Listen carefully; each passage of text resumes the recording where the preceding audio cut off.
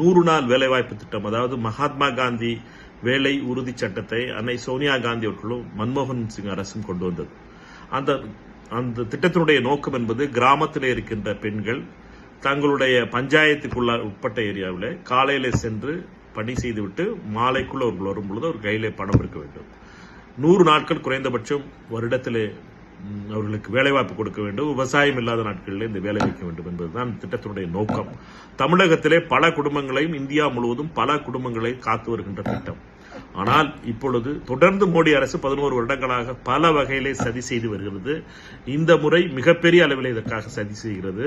அதாவது கேப் என்று சொல்வார்கள், அதாவது ஸ்பெண்டிங் கேப் என்பதற்காக 4 மாதத்துக்கு ஒரு முறை அதற்கு எவ்வளவு செலவழிக்கிறார்களோ அந்த குவார்டர், அதாவது முதல் குவார்டர் என்று சொல்வார்களே, முதல் 3 மாதங்கள்ல 4 மாதங்கள்ல என்ன செலவு செய்கிறார்களோ அதற்குள்ள பணத்தை மட்டும்தான் கொடுப்போம் என்று சொல்லியிருக்கிறார்கள்.